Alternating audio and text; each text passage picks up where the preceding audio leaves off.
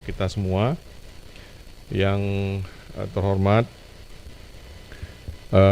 Bapak Sekretaris Jenderal, kemudian para pimpinan perguruan tinggi negeri akademik dan vokasi di lingkungan Kemdikti-Saintek dan Kementerian Lembaga, Ibu Staf Khusus Menteri, Prof. Cici, kemudian Bapak Ibu Kepala Lembaga Layanan Pendidikan Tinggi ya, wilayah 1 sampai dengan 17, rekan-rekan tim penyusun ya, peraturan menteri, juga tim pleno jabatan akademik dosen Kemdikti-Saintek. Maaf tadi terlewat Ibu PLT Irjen, Ibu Kepala Biro Hukum dan Biro SDM Kemdikti-Saintek, Kepala Pusat Data dan Teknologi Informasi. Kemudian ini tidak boleh saya lewatkan ya, Ibu Direktur Sumber Daya yang bekerja keras ya memastikan permen ini bisa diselesaikan bersama tim, dan juga Bapak Ibu seluruh dosen yang mengikuti acara sosialisasi ini. Pertama-tama dan yang utama, marilah kita sama-sama menyampaikan puji syukur kehadirat Allah Subhanahu wa Ta'ala, Tuhan Yang Maha Esa, karena berkat rahmat dan karunia-Nya kita dapat berkumpul secara hibrid dan dalam keadaan sehat walafiat ya pada sosialisasi Permendikti-Saintek nomor 52 tahun 2025 tentang profesi, karir, dan penghasilan dosen. Bapak Ibu hadirin yang kami hormati, kegiatan sosialisasi ini diselenggarakan ya untuk mengintroduksi ya permen yang baru saja diundangkan, Permen nomor 52 tahun 2025 yang menggantikan ya Permendikbudristek nomor 44 tahun 2024 dalam upaya meningkatkan tata kelola profesi, karir, dan penghasilan dosen secara lebih efektif dan efisien. Permen yang ada, permen yang baru ini merupakan penyesuaian ya ketentuan regulasi dengan perkembangan ya yang terkini, termasuk adanya regulasi yang terkait ya Undang-Undang nomor 14 tahun 2005 tentang guru dan dosen, dan juga Undang-Undang nomor 12 tahun 2012 tentang pendidikan tinggi. Sebagaimana kegiatan sosialisasi ya, tujuan utamanya tentu saja untuk memberikan pemahaman ya yang komprehensif kepada Bapak Ibu di perguruan tinggi ya, dosen, dan juga pemangku kepentingan lainnya.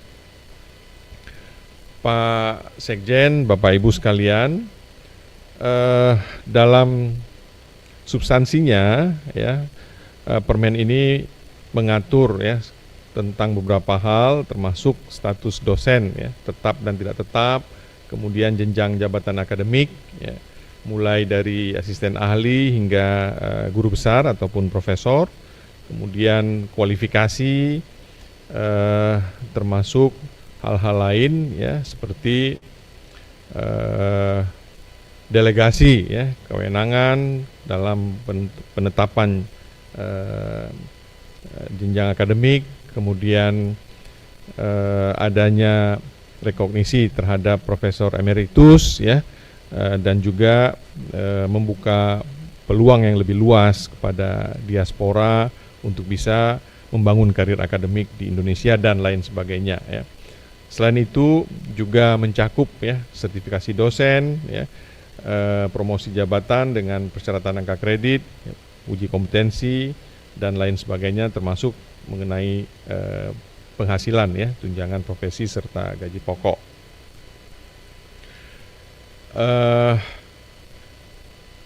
Sebagai tambahan juga ya dalam regulasi ini ya ditentukan juga penekanan ya pada pelaksanaan Tridharma Perguruan Tinggi yang mengedepankan ya kode etik sebagai dosen dan juga integritas akademik ya. Bapak Ibu sekalian, tentu saja menjadi harapan kita bersama ya agar sosialisasi ini nantinya dapat memastikan ya tahapan implementasi bisa berjalan dengan baik di berbagai perguruan tinggi baik negeri swasta termasuk PTN, Badan Hukum dan juga PTS ya. Kami tentu saja mengharapkan agar Bapak Ibu yang menjadi peserta pada sosialisasi ini nantinya dapat mendapatkan pemahaman ya yang baik terhadap mekanisme pengangkatan, promosi dan juga tunjangan ya untuk dosen termasuk tunjangan kehormatan bagi profesor. Pada sesi salah satu sesi nanti juga akan ada kesempatan ya untuk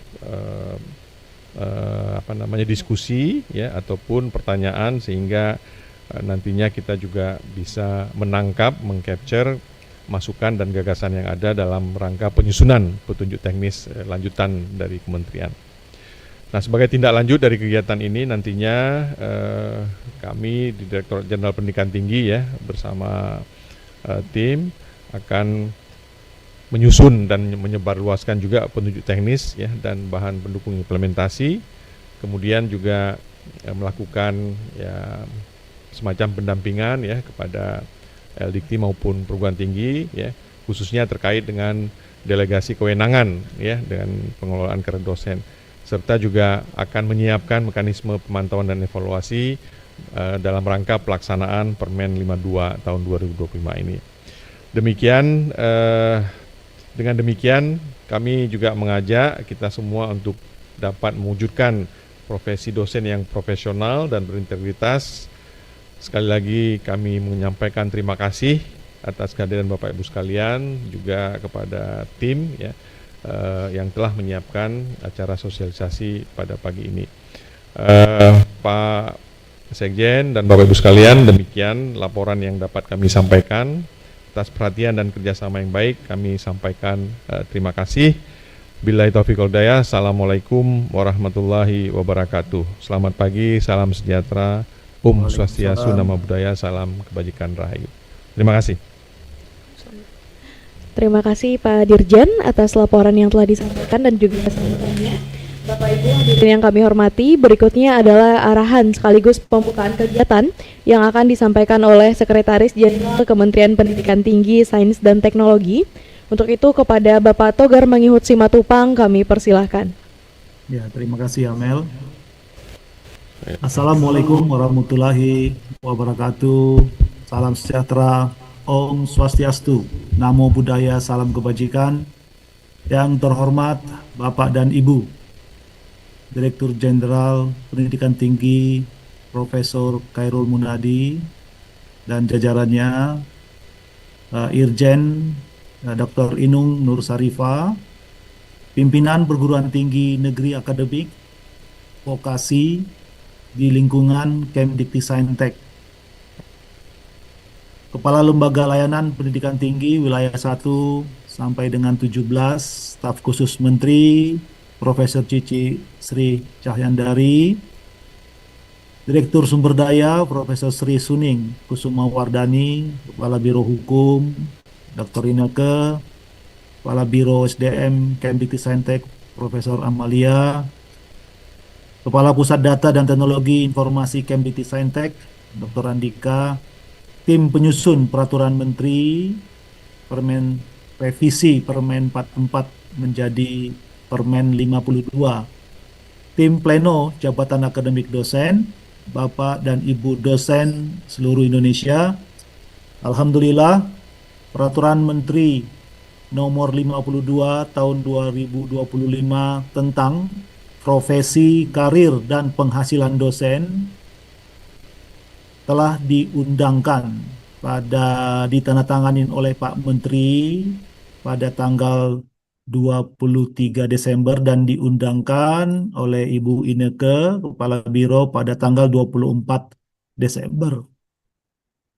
Peraturan ini menjadi kado akhir tahun yang telah lama dinantikan oleh para dosen di seluruh Indonesia dan sekaligus merupakan penyempurnaan serta penguatan dari peraturan sebelumnya terkait dosen, khususnya adalah Permen nomor 44.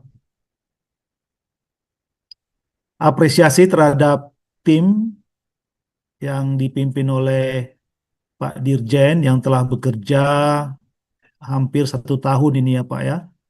Dan hasilnya sudah kita lihat dengan mendapatkan beragam masukan, baik dari para dosen maupun badan penyelenggara, yayasan, dan juga eh, para khususnya para juga asosiasi dosen juga ada masukan-masukan yang disampaikan dalam penyempurnaan Permen nomor 44. Peraturan ini juga memberikan tentunya kepastian hukum agar profesi, karir, dan penghasilan dosen dalam satu kerangka kebijakan yang terpadu, sehingga dosen diharapkan dapat lebih fokus menjalankan tridharma perguruan tinggi tanpa terganggu persoalan administratif. Perlu kami sampaikan dalam Permen Dikti Saintek nomor 52 tahun 2025 ini memiliki kekhususan di antaranya yang pertama menguatkan 4 kompetensi dosen, yaitu pedagogik, kepribadian sosial, dan profesional sebagai fondasi peningkatan mutu pembelajaran, penelitian, dan pengabdian kepada masyarakat. 2, mengatur peran Profesor Emeritus sebagai aset keilmuan nasional yang tetap dapat berkontribusi pasca purna tugas.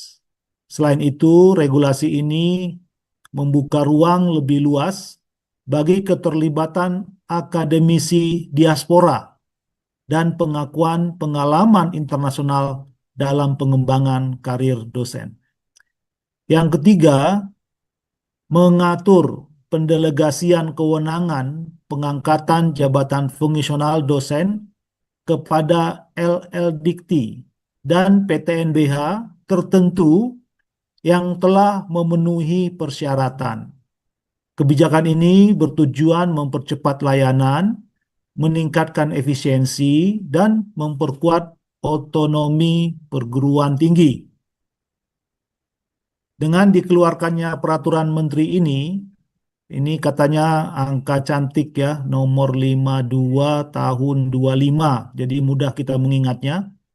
Pengelolaan profesi, karir, dan penghasilan dosen memasuki fase baru yang lebih tertata, inklusif, dan berkelanjutan.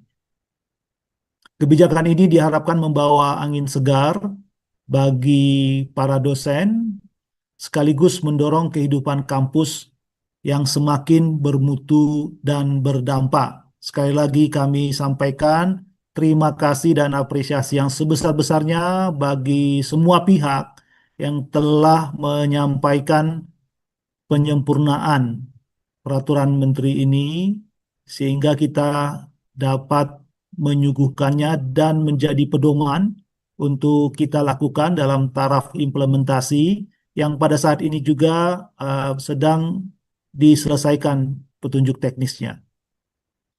Terima kasih. Wassalamualaikum warahmatullahi wabarakatuh. Salam sejahtera. Om Santi Santi Santi Om. Namo Buddhaya. Salam kebajikan. Baik, terima kasih Pak Sesjen atas arahan dan pembukaan kegiatan yang telah disampaikan. Bapak Ibu, kita akan memasuki agenda utama, yaitu paparan materi terkait profesi, karir, dan penghasilan dosen berdasarkan Permendikti Saintek nomor 52 tahun 2025, yang tentunya akan disampaikan oleh Direktur Sumber Daya Kemdikti Saintek. Kepada Ibu Sri Suning Kusumawardani, kami persilahkan. Terima kasih Mbak Amelia. Bismillahirrahmanirrahim. Assalamualaikum warahmatullahi wabarakatuh. Waalaikumsalam. Salam sejahtera bagi kita semua. Om Swastiastu, Namo Buddhaya, salam kebajikan. Yang kami hormati Pak Menteri, Pak Sekjen, Pak Dirjen, semua pimpinan di lingkungan Kemdikti-Saintek, pimpinan perguruan tinggi negeri akademik dan vokasi, baik di lingkungan Kemdikti-Saintek maupun kementerian lembaga, kepala LL Dikti wilayah 1 sampai dengan 17, tim penyusun peraturan menteri 52 tahun 2025, tim pleno jabatan akademik dosen, staf khusus menteri, staf ahli menteri, kepala biro hukum, biro OSDM Kemdikti-Saintek, kepala pusat data dan teknologi informasi Kemdikti-Saintek, dan juga hadir secara luring membersamai kami Bu Ijen dan juga Bu Karo Hukum, dan tentu Ibu, Bapak, dosen seluruh Indonesia yang berbahagia. Mohon izin untuk menyampaikan langsung untuk paparan yang akan kita sampaikan pada kesempatan hari ini. Ada 32 slide, mudah-mudahan bisa tercerna dengan baik untuk materinya. Ibu Bapak semua, seperti yang disampaikan Pak Dirjen dan Pak Sekjen, mudah-mudahan ini menjadi kado ulang tahun bagi dosen seluruh Indonesia. Dengan regulasi kita mendapatkan nomor cantik seperti tadi disampaikan Pak Sekjen, nomor 5225. Nomor 52 tahun 2025, yaitu tentang profesi, karir, dan penghasilan dosen. Ibu Bapak, tentu yang akan kita sampaikan dan pertanyaan-pertanyaan mendasar yang disampaikan oleh Ibu Bapak semua, yaitu apa yang baru di Permendikti-Saintek 52 ini dibandingkan permen sebelumnya, yaitu Permen 44 tahun 2024. Yang pertama yaitu tentang definisi dosen tetap dan tidak tetap. Ini ada hal yang menguatkan. Kemudian yang kedua terkait dengan pengaturan mengenai pengadaan, pengangkatan, penyetaraan, dan pemberhentian dosen. Kemudian yang ketiga tentang syarat dan mekanisme sertifikasi dosen. Kemudian yang berikutnya terkait dengan pengaturan Profesor Emeritus, kemudian mekanisme penentuan tunjangan profesi dosen non-ASN. Ibu Bapak, kami akan masuk ke materi substansi yang ada di Permen 52. Secara garis besar, bagian-bagian yang ada di permen tersebut yaitu pertama, mengatur terkait dengan profesi dosen, yang kedua, terkait dengan karir dosen, yang ketiga, penghasilan dosen, kemudian ada ketentuan peralihan dan ketentuan penutup. Masuk ke profesi dosen di pengaturan Permen 52, di dalamnya ada 6 hal yang diatur, yaitu terkait dengan status dan jabatan akademik dosen. Yang kedua, terkait dengan kualifikasi dan kompetensi dosen. Yang ketiga, terkait pengadaan, pengangkatan, penyetaraan, dan pemberhentian dosen. Kemudian yang keempat, terkait dengan sertifikasi dosen. Yang kelima, beban kerja dosen. Kemudian yang keenam, kode etik dosen. Ibu Bapak, masuk terkait dengan pengaturan status dosen. Ini berbeda dengan Permen 44, ada penguatan di dalamnya, yaitu pengaturan mengenai dosen tetap bekerja penuh waktu pada perguruan tinggi dengan beban kerja minimal 12 SKS dan memenuhi kinerja tridharma terencana dan termonitor. Sedangkan untuk dosen tidak tetap, yaitu tidak bekerja penuh waktu pada perguruan tinggi dengan tidak memenuhi beban kerja 12 SKS dan tidak memenuhi kinerja tridharma terencana dan termonitor, namun keduanya wajib terdaftar pada Pangkalan Data Pendidikan Tinggi atau PD Dikti. Jadi persamaannya keduanya wajib terdaftar pada PD Dikti. Kemudian ada yang sudah bertanya di awal sudah ada yang bertanya di awal, yaitu terkait dengan status pengajar non-dosen. Kami juga sudah sampaikan, untuk pengajar non-dosen kita menggunakan regulasi yang karena regulasi Permen 52 ini kita khususkan untuk dosen. Untuk pengajar non-dosen itu kita menggunakan permen terkait dengan data dikti yang sudah terbit sebelumnya. Kemudian yang berikutnya, pengaturan mengenai jabatan fungsional dosen, ini ada di pasal 3, Ibu Bapak semua. Pertama yaitu asisten ahli akan dibina oleh lektor kepala atau profesor. Kemudian lektor dibina oleh lektor kepala atau profesor. Kemudian lektor kepala dibina oleh profesor. Untuk yang guru besar, ini mandiri dan kolaboratif dan membina jenjang di bawahnya. Sebagai catatan, promosi dilakukan sesuai kebutuhan dosen pada setiap jenjangnya. Berikutnya di pasal 5 dan 6, Ibu Bapak semua, mengatur mengenai kualifikasi dosen. Ini juga ada penguatan dari permen sebelumnya, dari Permen 44, yaitu untuk kualifikasi akademik. Ada tambahan untuk kualifikasi di program profesi spesialis dan subspesialis. Apa yang terkait dengan pengaturan kualifikasi akademik? Yang pertama, untuk program diploma dan sarjana itu adalah lulusan magister lulusan magister atau magister terapan. Kemudian untuk program magister dan doktor itu adalah lulusan doktor dan lulusan doktor atau doktor terapan. Ini saya terlalu bersemangat.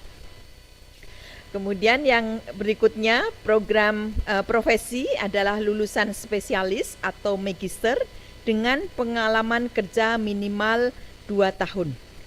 Untuk program spesialis adalah lulusan subspesialis, doktor atau spesialis dengan pengalaman kerja minimal 2 tahun. Kemudian untuk program subspesialis adalah lulusan subspesialis atau doktor dengan pengalaman kerja minimal 5 tahun. Sedangkan untuk kualifikasi lainnya yaitu berupa keahlian dengan prestasi luar biasa dan atau kinerja atau pengalaman kerja sebelumnya. Kemudian di pasal 7 kita memperkuat apa yang disebut dengan kompetensi dosen. Ini berbeda dengan pendefinisian yang ada di permen sebelumnya. Kami menelaah dari berbagai sumber, kemudian kita normakan di pasal 7 ini. Yang pertama adalah kompetensi pedagogik.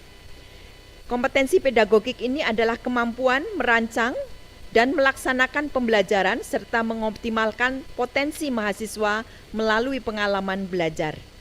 Kemudian yang kedua, kompetensi kepribadian, yaitu memiliki karakter luhur, kedewasaan emosi, dan menjadi teladan yang menjunjung tinggi etika serta moral akademik. Kemudian yang ketiga, kompetensi sosial, yaitu kemampuan berkomunikasi efektif, berkolaborasi dalam tim, membangun jejaring dengan sivitas akademika maupun masyarakat luas. Yang keempat adalah kompetensi profesional, yaitu penguasaan materi keilmuan secara mendalam, serta kemampuannya untuk mengembangkan dan menerapkan ilmu tersebut secara berkelanjutan.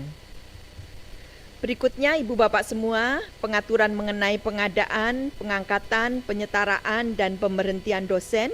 Di sini juga ada penguatan dan tambahan norma yang kami masukkan di sini. Seperti halnya di pengadaan dan pengangkatan, kita tetap mengacu khususnya untuk yang ASN, ini mengacu regulasi di atasnya. Kemudian terkait dengan penyetaraan, ini ada hal-hal baru di dalamnya bahwa kita memungkinkan untuk diaspora,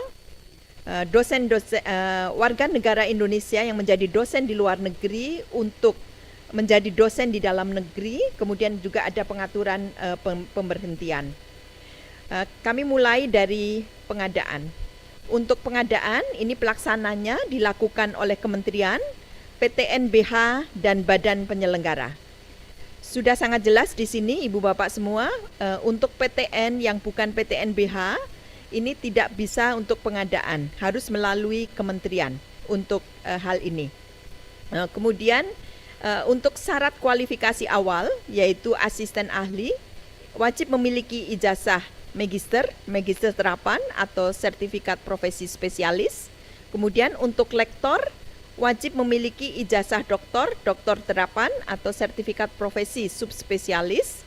Dan sebagai dasar pengadaan adalah berdasarkan perencanaan kebutuhan untuk mewujudkan visi, misi, dan tujuan perguruan tinggi.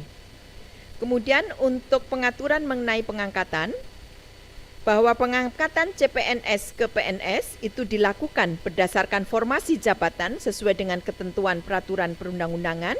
Dan yang kedua, pengangkatan melalui perpindahan dari jabatan lain dilaksanakan sesuai dengan peraturan perundang-undangan. Kemudian untuk penyetaraan, ini ada hal baru Ibu Bapak semua, bahwa dosen tidak tetap dapat beralih status menjadi dosen tetap dengan pengakuan jabatan akademiknya sepanjang jabatan akademik tersebut ditetapkan oleh kementerian.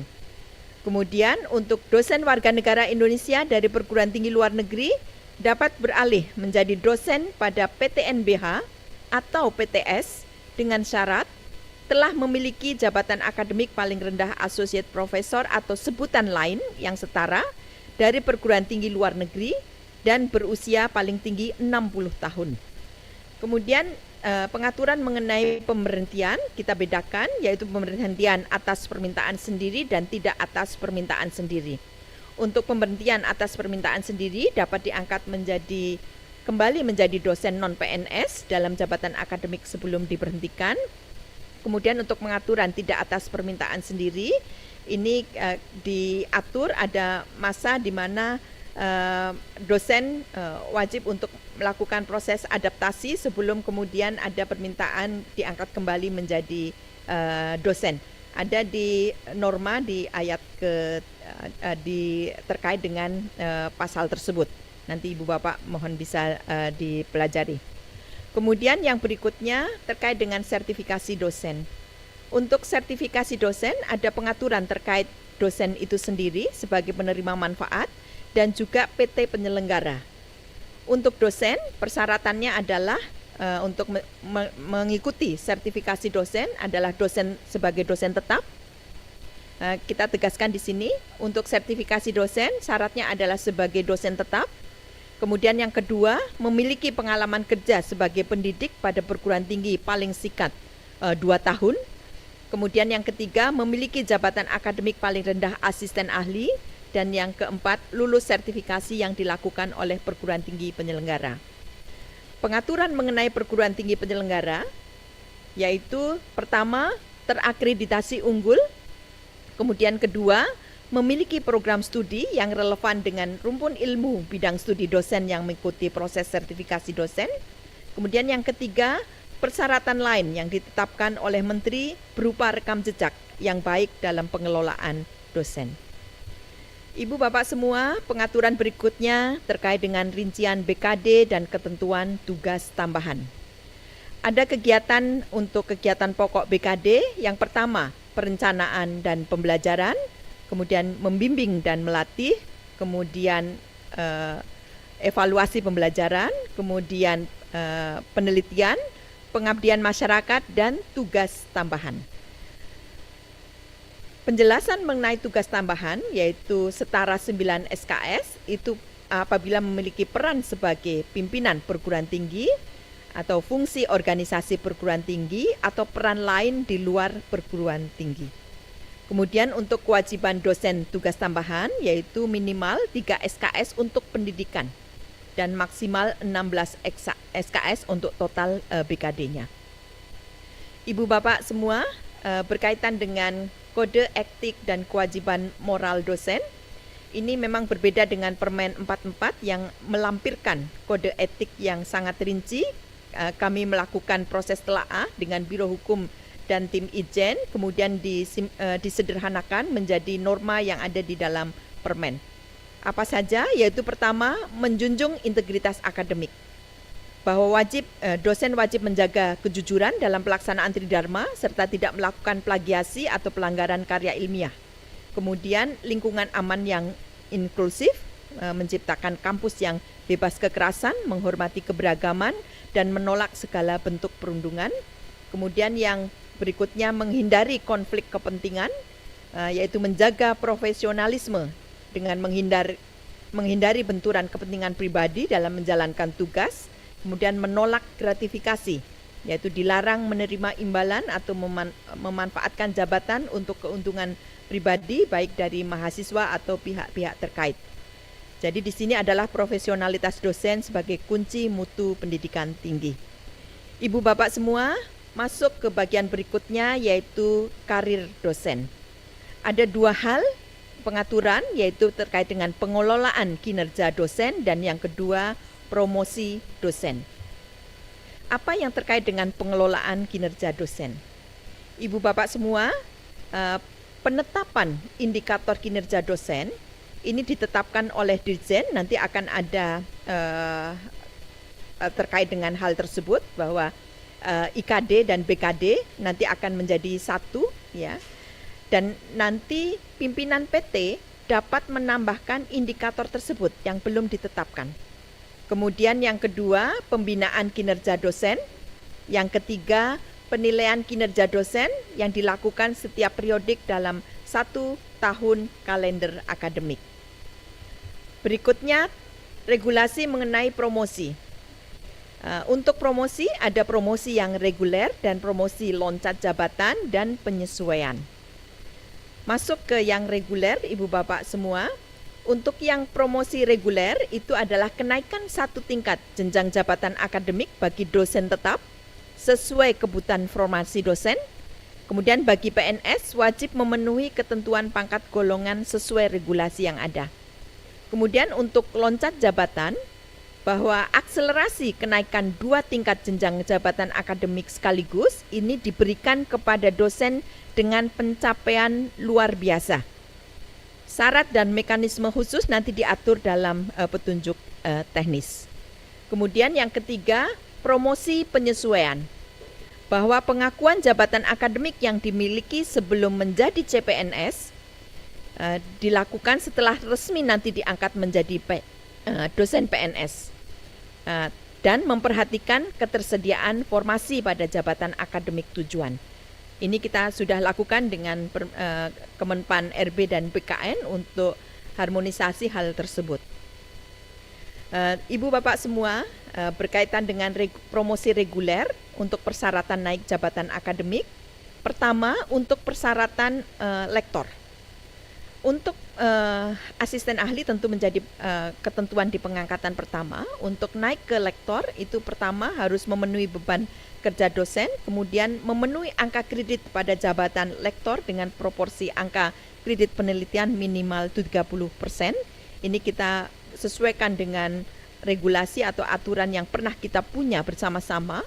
Kemudian memenuhi indikator kinerja dosen pada jabatan akademik lektor, memenuhi syarat khusus berupa 1 publikasi ilmiah atau 1 hasil karya seni berkualitas dan lulus uji kompetensi.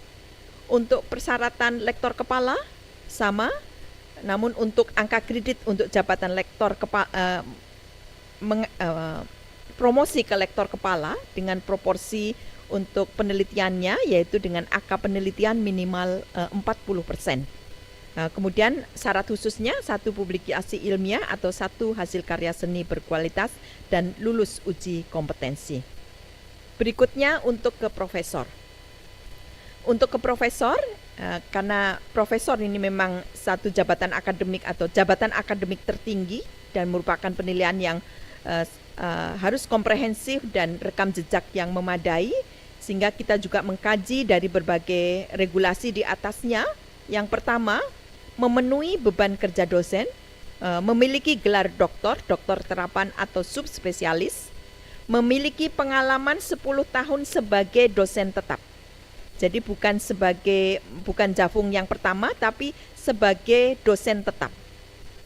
Kemudian memiliki angka kredit jabatan akademik profesor dengan proporsi angka kredit penelitian minimum 45%, memenuhi indikator kinerja dosen pada jabatan akademik profesor, memiliki sertifikat pendidik untuk dosen, dan memiliki minimal syarat khusus berupa 2 publikasi ilmiah atau 2 hasil karya seni berkualitas dan lulus uji kompetensi.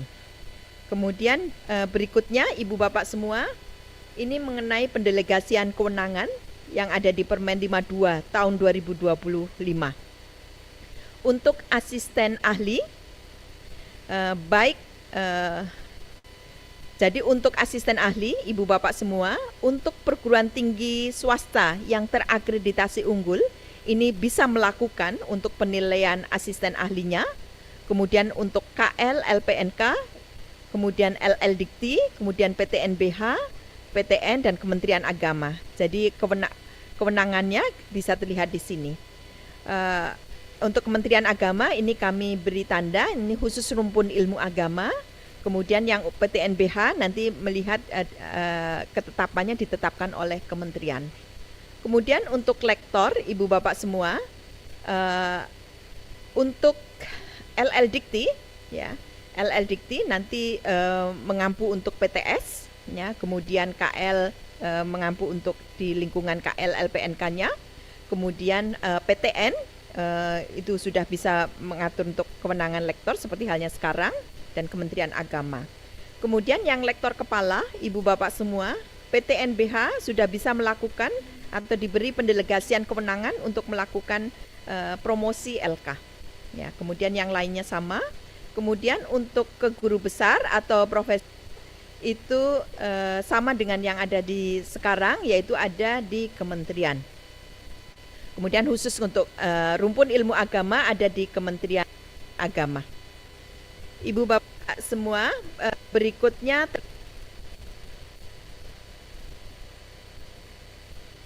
penilaian uji kompetensi. Jadi ini ada beberapa pertanyaan juga dari dosen muda. UKOM ini yang dimaksud apa? Ya, UKOM ini yang dimaksud adalah terkait dengan penilaian kenaikan jabatan akademik. Jadi berbeda dengan UKOM yang ada di sertifikasi dosen. Jadi Ibu Bapak semua, kami membaca juga beberapa pertanyaan-pertanyaan yang ada. Kemudian yang berikutnya, kalau tadi terkait dengan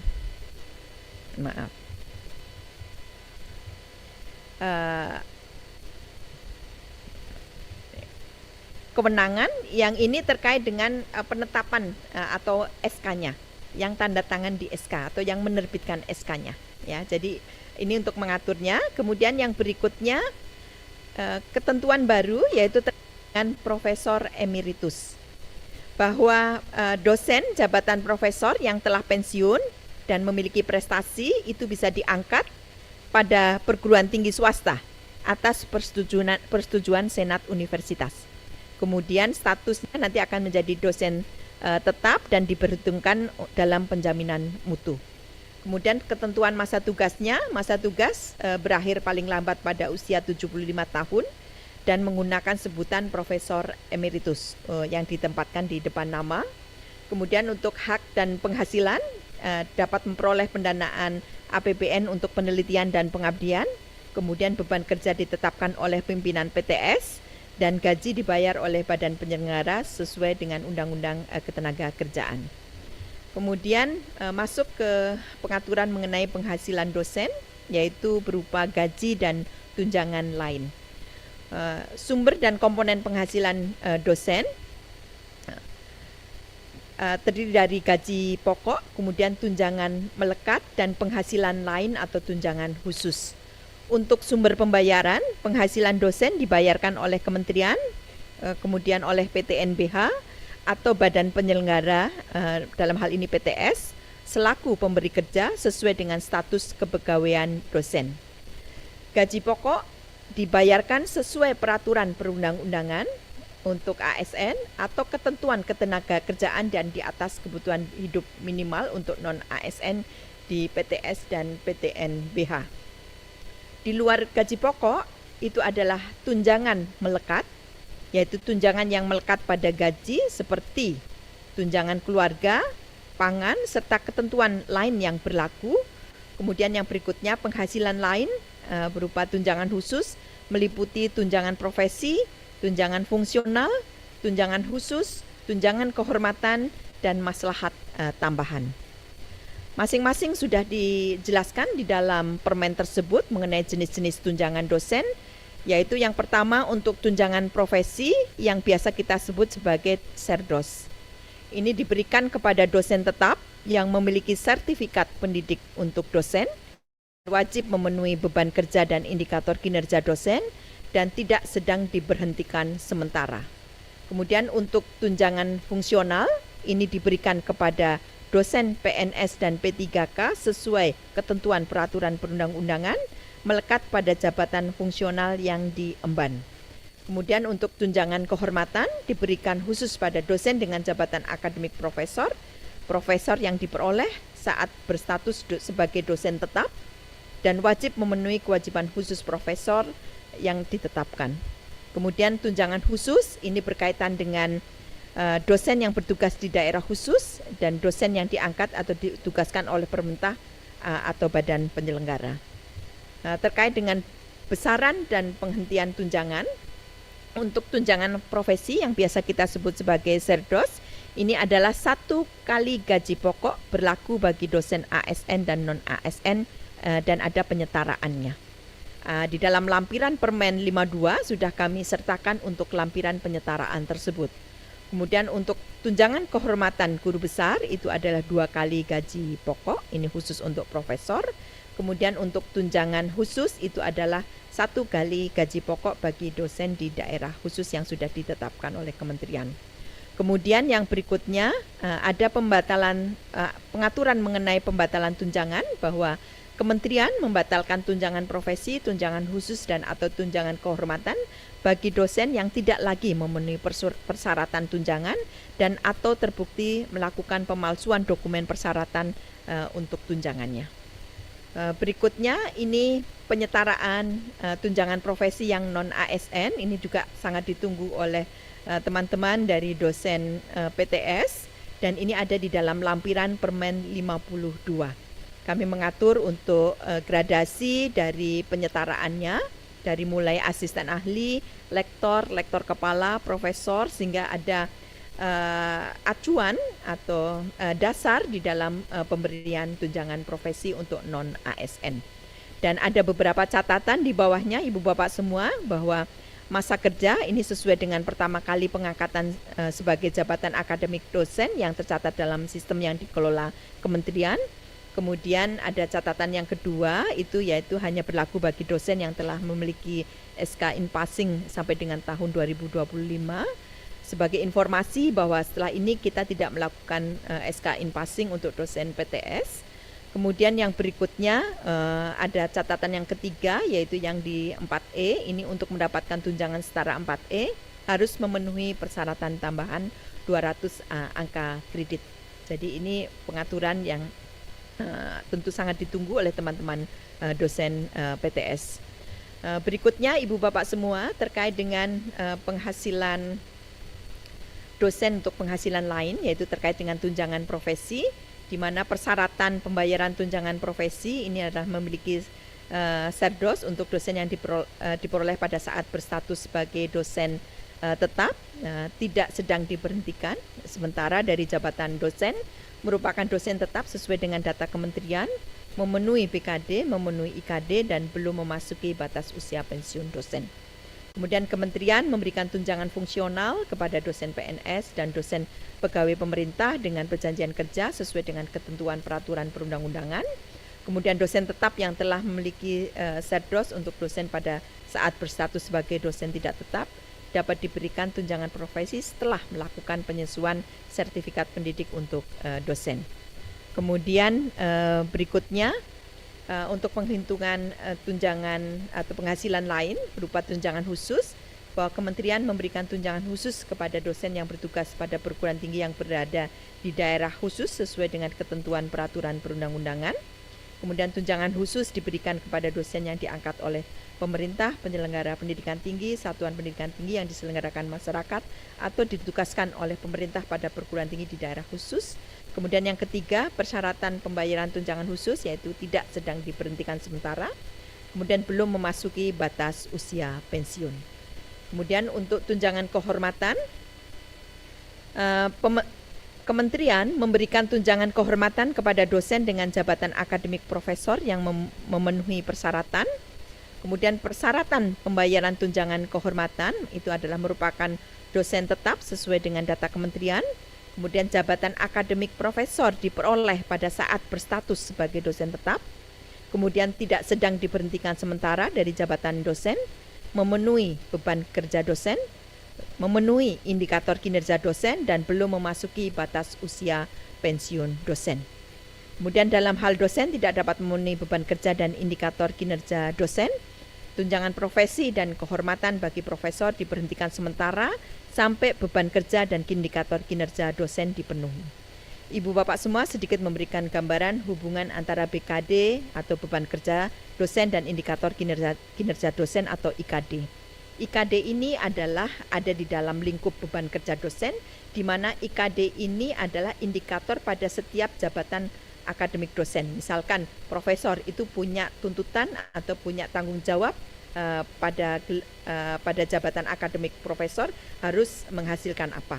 Kemudian lektor kepala pun demikian, lektor pun demikian, asisten ahli demikian. Ini nanti pengaturannya ada di dalam Juknis.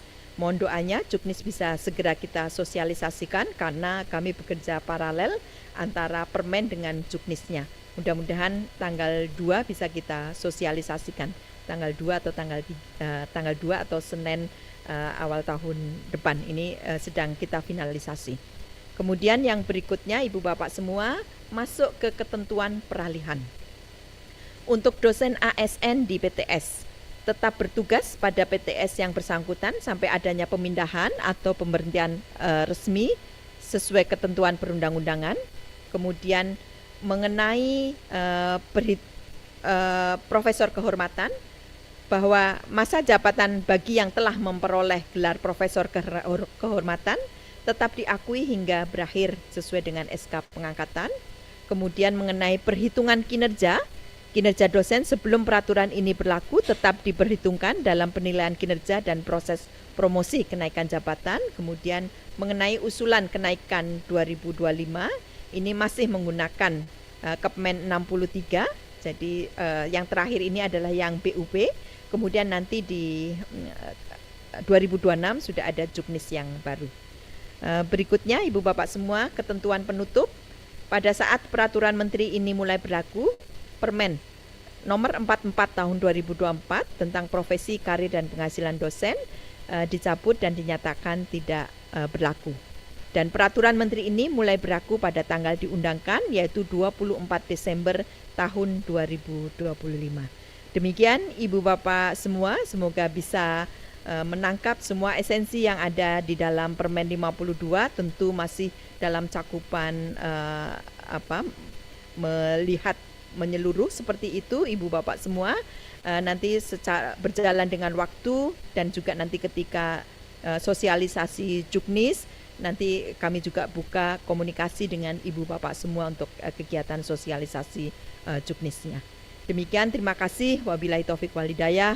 Wassalamualaikum warahmatullahi wabarakatuh. Semoga ini menjadi berkah bagi kita semua. Terima kasih. Baik, terima kasih Bu Direktur atas pemaparan materinya. Bapak Ibu sekalian, Ibu Direktur, kita akan lanjut untuk sesi diskusi dan tanya jawab.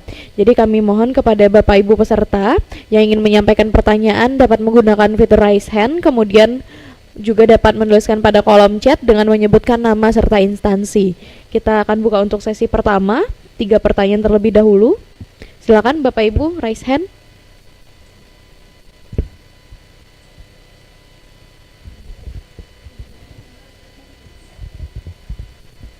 Oke.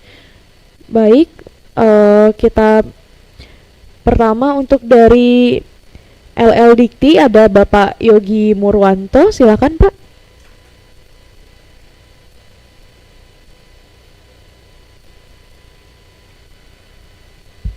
Silakan. Baik, terima kasih atas kesempatan yang diberikan kepada kami.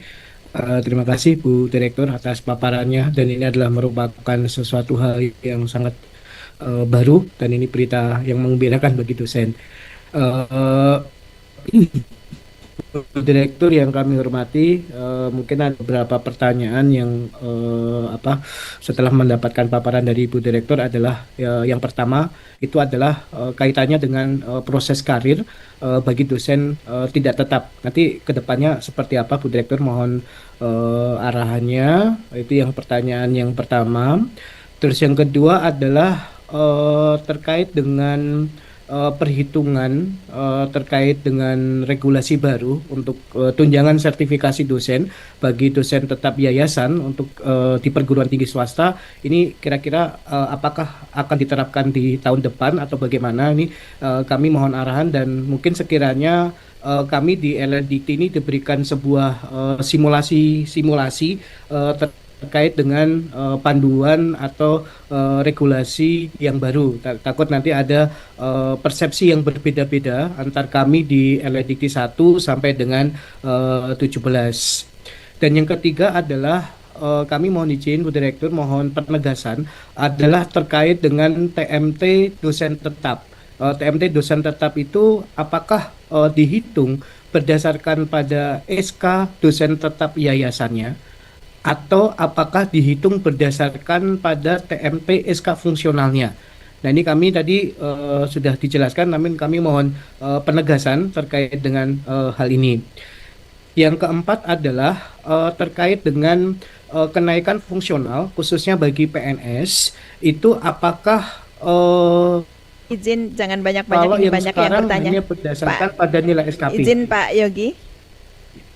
Pak Yogi, Ya, izin nanti jangan ya banyak-banyak, siap Bu mungkin Direktur. 3 ya, terima kasih ya. Oh ya, siap. Ya, mungkin terakhir Bu Direktur, terkait dengan nilai SKP untuk kenaikan jenjang fungsional bagi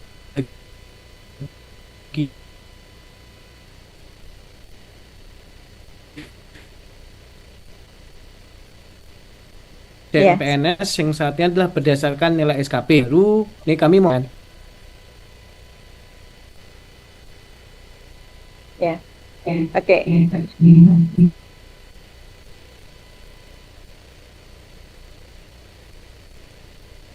Saya tanggapi, mohon izin Ibu Bapak semua karena yang antre untuk pertanyaan banyak, sehingga mohon bisa dipilih 2 pertanyaan yang paling pentingnya, karena nanti kita juga akan fasilitasi yang ada di YouTube. Pak Yogi, saya coba menanggapi, nanti juga akan diperkuat oleh Ibu Bapak pimpinan dari kementerian. Yang pertama, pertanyaan pertama dan kedua sebetulnya sudah sangat jelas di Permen Pak Yogi, mengenai bagaimana regulasi yang di Permen 52 ini di dalam proses promosi dosennya. Disebutkan di sana bahwa untuk promosi dosen untuk dosen tetap. Kemudian tentu nanti di dalam Juknis kita melihat juga aspek-aspek yang lain, misalkan karena definisi dosen tetap ini sudah kita sesuaikan bersama-sama seperti yang terlihat di pasal 2, bahwa ada kriteria bekerja penuh waktu pada perguruan tinggi, kemudian ada kriteria beban kerja dosen minimal 12 SKS, kemudian ada kegiatan tridharma yang terencana termonitor. Jadi tidak hanya mengajar saja, tetapi juga ada pelaksanaan tridharma. Kriteria itulah yang mendasarkan menjadi dosen tetap. Mungkin ada pertanyaan, diantaranya adalah pendidik klinis yang mereka di bawah Kementerian Kesehatan, tetapi dia sebagai dosen tetap. Maka itu nanti akan kita alihkan menjadi dosen tetap. Seperti itu Pak Yogi. Jadi hal-hal seperti itu. Dan tentu tidak berbeda dengan yang praktisi, yang hanya mengajar saja. Kalau praktisi yang hanya mengajar saja di perguruan tinggi, ya ini klasifikasinya menjadi dosen tidak tetap. Dan baik dosen tetap maupun tidak tetap, itu harus terregister di PDDikti. Harus terdaftar di PDDikti kedua-duanya. Kemudian untuk pertanyaan kedua, penerapannya seperti apa? Ini sudah sangat jelas di dalam permen tersebut, yaitu permen ini berlaku sejak diundangkan, yaitu 24 Desember. Artinya pelaksanaan sertifikasi dosen 2026 sudah mengacu ke sini, dan kita juga sudah menyiapkan Juknis yang nanti akan ada sosialisasi tersendiri setelah ini untuk memantapkan atau menyamakan persepsi kembali. Seperti itu Pak Yogi. Untuk TMT dosen tetap ya sesuai dengan SK dosen yayasan dan sesuai ketika diregistrasi di dalam sistem kementerian. Seperti itu ya Pak Yogi, mudah-mudahan bisa terjawab. Dan tadi sepertinya ada pertanyaan yang suaranya terputus, tetapi kami bisa menangkap esensinya, yaitu terkait dengan SKP bagi dosen PNS. Untuk pengaturan SKP yang kemudian menjadi AK konversi, ya AK konversi, ini nanti akan kami otomasi di dalam sistem BKD yang ada, dan nanti di dalam Juknis ada penjelasannya, dan kami bersama-sama sedang mengusulkan Permenpan RB untuk jabatan fungsional dosen untuk melakukan atau memberikan kajian-kajian yang kami lakukan bahwa di atas SKP untuk jabatan fungsional dosen itu dibutuhkan AK yang lain yang kami dalam hal ini sementara kita sebut AK prestasi. Demikian Pak Yogi. Mohon untuk Ibu Bapak 2 saja ya Ibu Bapak. Baik, apakah cukup Pak Yogi? Sudah Cukup. Baik. Selanjutnya Terima kasih, Bu pertanyaan. Direktur. Ya, Baik, terima kasih. Selanjutnya pertanyaan dari kolom chat. Mohon izin pertanyaan dari Khairuddin Tampu Bolon dari Universitas Pembinaan Masyarakat Indonesia Medan. Pertanyaannya pada pasal 42, promosi dosen ke jenjang jabatan akademik profesor harus memenuhi persyaratan. Pada poin G, memiliki minimal syarat khusus berupa 2 publikasi ilmiah atau 2 hasil karya seni berkualitas. Pada syarat khusus berupa 2 publikasi ilmiah, dan apakah pada jurnal Scopus atau bolehkah Sinta jika Scopus minimal Ki berapa dan jika Sinta minimal Sinta berapa? Ya. Begitu Ibu. Terima kasih, suara saya masuk Mas Ali? Ya, oke. Terima kasih pertanyaannya yang ada di chat. Jadi untuk pengaturan yang ada nanti ada di Juknis, dan sebetulnya Juknis sudah jadi, tinggal finalisasi. Jadi Ibu Bapak semua mohon bersabar, nanti secara khusus ada sosialisasi Juknis yang kami rencanakan kalau tidak tanggal 2 atau hari Senin di awal Januari ya. Nanti supaya penasaran nih ya. Kami sudah jadi untuk Juknisnya nanti di dalam Juknis. Ya, terima kasih. Baik, terima kasih Bu Dir. Pertanyaan selanjutnya dari Zoom dari Retno Irwanto CPNS 2023 di UNJ. Pertanyaannya, untuk penyetaraan sudah bisa berarti ya Bu pada jabatan fungsional lektor dari PTS sebelumnya untuk di kampus home base baru di UNJ. Begitu Ibu. Ya, terima kasih pertanyaannya. Betul sekali, ini ada hal yang baru di dalam permen ini terkait dengan penyetaraan. Jadi bagi dosen yang diangkat menjadi CPNS tetapi sebelumnya sudah memiliki jabatan akademik dosen, maka diselesaikan CPNS-nya dulu. Setelah CPNS-nya sudah selesai, nanti akan ada penyetaraan. Dan ini juga penjelasan khusus nanti akan ada di Juknis. Demikian. Selamat bagi Ibu Bapak semua ya ini, supaya tidak mengulang untuk promosi jabatan akademiknya. Baik, terima kasih Bu Dir. Selanjutnya ada pertanyaan dari raise hand. Silakan Bapak Ibu yang ingin raise hand, kita buka sesi kedua untuk 3 pertanyaan lagi.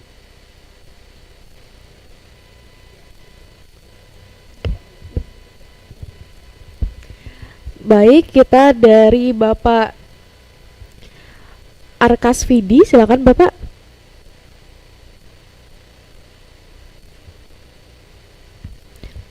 Masih di unmute Pak. Assalamualaikum Bu Suning, Pak Budir, apa kabar? Makasih banyak atas kesempatannya Bu ya, Bu Moderator. Simpel saja pertanyaannya. Dilihat dari syarat pengajuan khususnya guru besar, karena ini spesifik, kenapa tidak ada perbedaan syarat guru besar yang dari dosen vokasi, walaupun di vokasi kan sama-sama Tridharma tuh, ya ada. Khususnya syarat khusus itu kenapa sama dengan yang disamakan dengan PTN akademik gitu. Contohnya 2 jurnal bereputasi.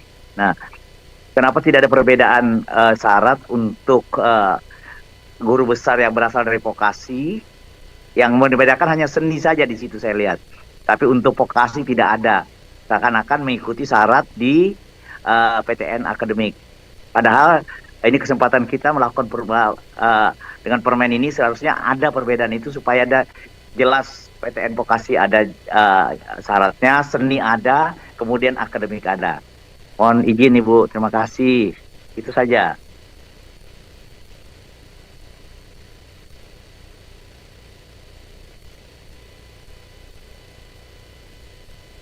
Terima kasih Pak Arkas pertanyaannya. Jadi Ibu Bapak semua ini sudah melalui rangkaian kajian yang ada dan tentu dari hal-hal yang dilakukan oleh teman-teman vokasi ini juga sangat banyak juga teman-teman vokasi sudah bisa berkontribusi pada impact hasil penelitian-penelitian yang dilakukan.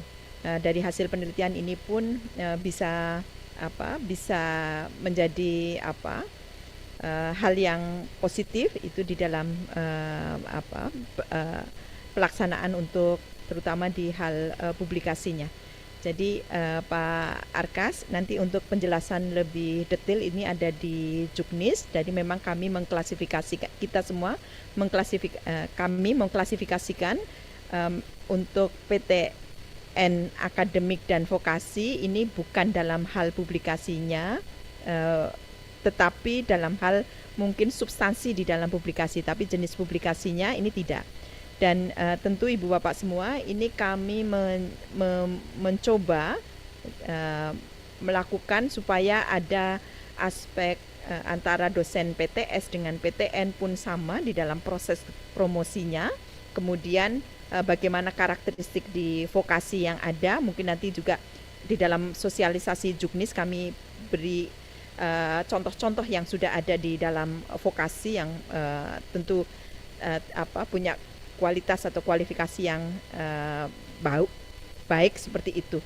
Tapi ini sudah merupakan rangkaian kajian yang ada Pak Arkas, dan kami juga dibersamai di sini dengan teman-teman yang menyusun dari Permen 52.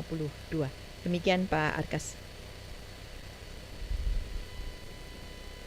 Kemudian yang lainnya. Baik, terima kasih Bu Dir. Selanjutnya pertanyaan dari YouTube dari Alwine Unila terkait pembayaran tunjangan sertifikasi dosen setelah PNS. Apakah langsung dibayarkan setelah BKD memenuhi atau menunggu tahun anggaran yang baru? Demikian Bu pertanyaannya. Ya, terima kasih. Ibu Bapak semua, untuk cara pembayaran tunjangan Serdos kita mengikuti PMK yang sudah ada. Jadi di PMK di Peraturan Menteri Keuangan itu disebutkan untuk pembayaran tunjangan profesi ini akan dibayarkan di bulan Januari tahun berikutnya, seperti itu. Seperti halnya tunjangan guru besar.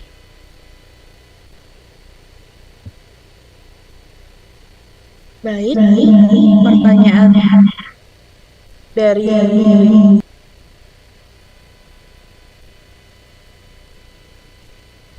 dari chat Zoom. Mohon izin Bu, dari Failur Untat Palu terkait Serdos eligible di tahun lalu namun tidak lolos karena tidak masuk kuota. Bagaimana untuk kelanjutan di tahun ini? Apakah masuk dalam periode 0 atau periode 1? Demikian Bu pertanyaannya. Terima kasih pertanyaannya. Jadi memang benar kuota tahun ini ada 15.000, sedangkan yang eligible untuk dinilai ada sekitar 19.000, sehingga 4.000-an dosen ini nanti akan dinilai di gelombang ke-0 yang waktunya bersamaan dengan gelombang ke-1. Jadi nanti kami buka untuk Serdos tahun depan. Gelombang ke-0 itu adalah yang sudah lolos atau sudah eligible di tahun 2025, tinggal kita nilai. Kemudian gelombang 1 itu adalah pembukaan yang baru. Nanti penilaiannya akan bersamaan, tapi kita bedakan gelombang ke-0 itu berasal dari yang 2025, kemudian yang gelombang 1. Kemudian Ibu Bapak semua, untuk yang Serdos bagi dosen-dosen muda di sini mohon dengan sangat ini faktor-faktor tingkat kelulusan yang ada di tahun 2025 kemarin meningkat menjadi 97%. Kemudian kami sampaikan mengapa 3% ini tidak lolos. Salah satunya adalah terkait dengan similaritas dengan deskripsi diri tahun-tahun sebelumnya. Jadi Ibu Bapak semua mohon dengan sangat untuk menyiapkan segala sesuatunya itu dengan baik dan karya orisinil. Seperti itu. Terima kasih. Baik, terima kasih Bu Dir untuk jawabannya. Bapak Ibu, kita masuk ke sesi ketiga. Kita buka 3 pertanyaan lagi. Silakan Bapak Ibu raise hand. Baik, selanjutnya dari Kepegawaian Polnustar. Silakan Bapak.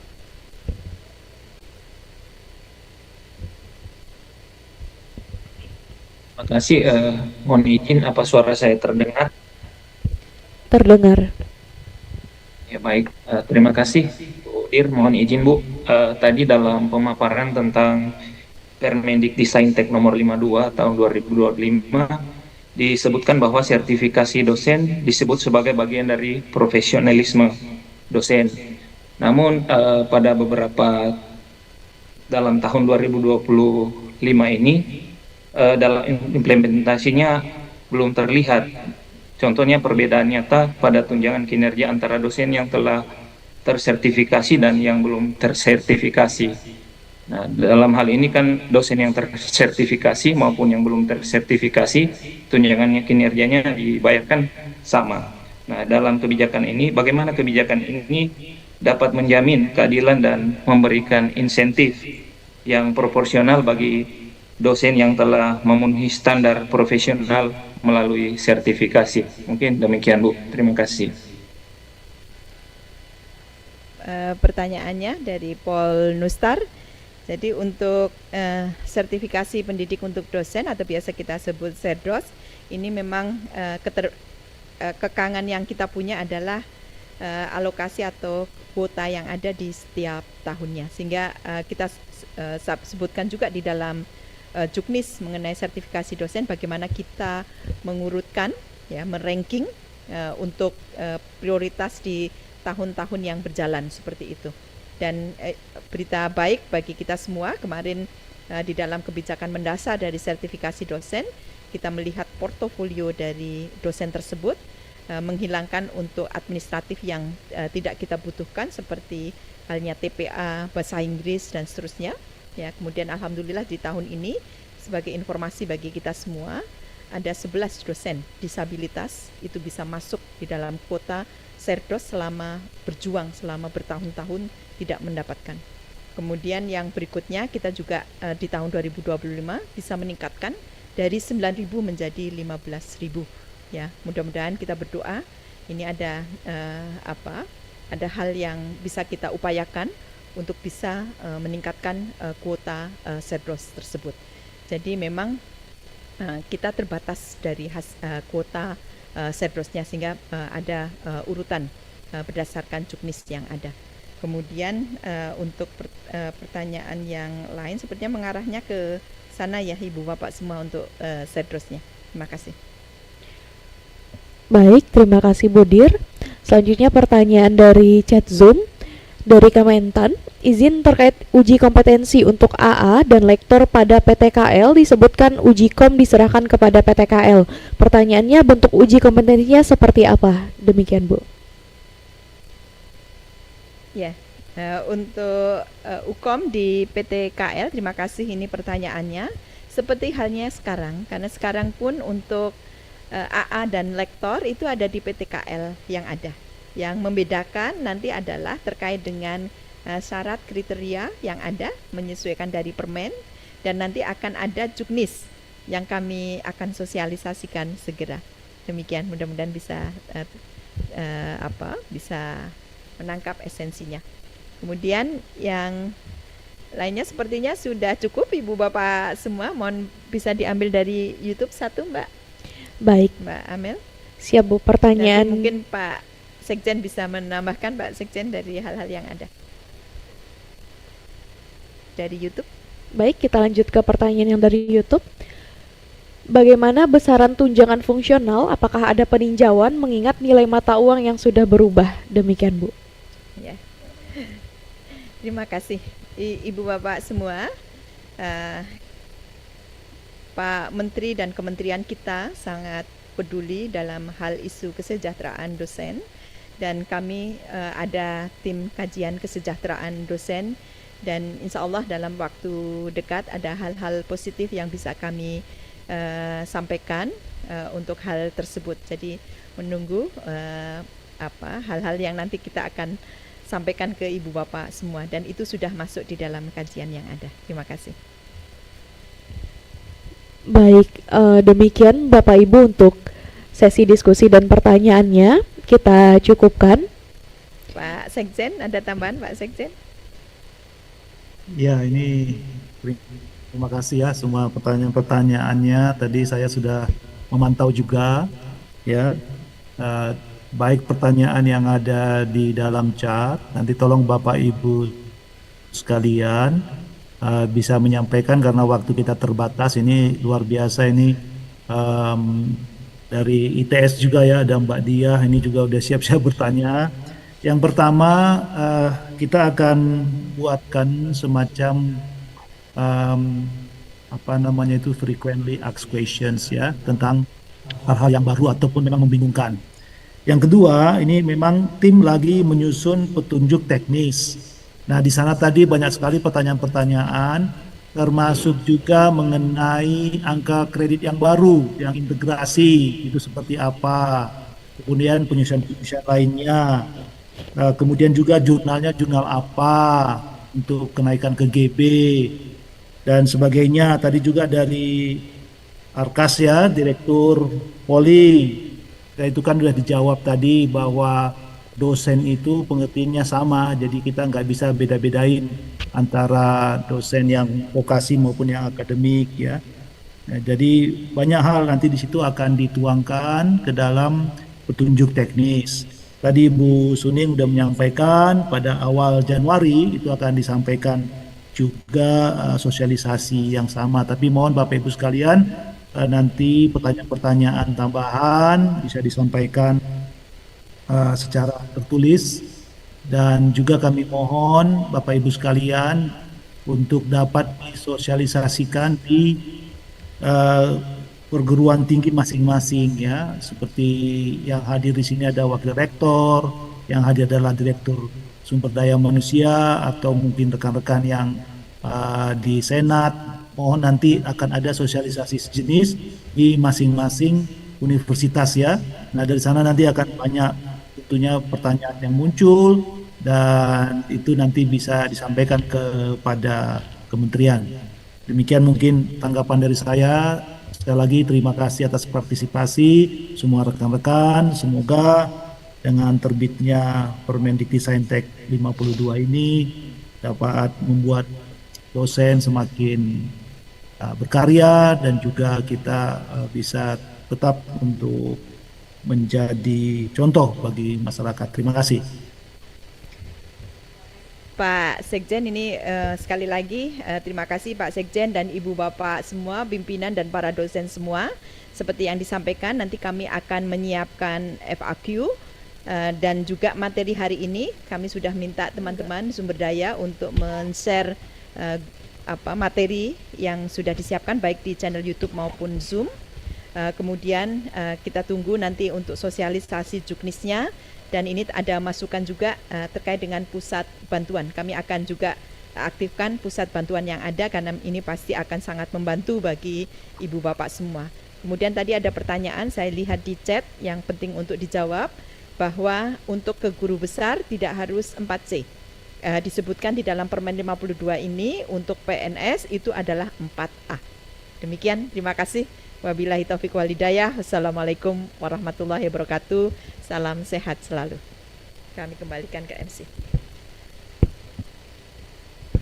Baik, terima kasih Pak Sesjen, Bu Direktur atas informasinya. Bapak Ibu, seperti yang telah disampaikan tadi, untuk pertanyaan lebih lanjut bisa Bapak Ibu sampaikan melalui forum tertulis. Demikian kegiatan rangkaian sosialisasi Peraturan Menteri Pendidikan Tinggi, Sains dan Teknologi Nomor 52 Tahun 2025. Kami atas nama Kementerian Pendidikan Tinggi, Sains dan Teknologi mengucapkan terima kasih atas kehadiran dan partisipasi aktif Bapak Ibu dosen dan seluruh peserta. Sebagai penutup, izinkan saya menyampaikan sebuah pantun. Perguruan tinggi tumbuh berkarya, dosen berperan membangun peradaban. Regulasi hadir memberi arah dan makna demi karir, profesi, dan kesejahteraan berkelanjutan. Kami mohon maaf apabila selama memandu kegiatan terdapat hal-hal yang kurang berkenan. Terima kasih atas perhatian Bapak Ibu semuanya. Selamat melanjutkan aktivitas. Wassalamualaikum warahmatullahi wabarakatuh. Shalom, Om Swastiastu, Namo Buddhaya, salam kebajikan.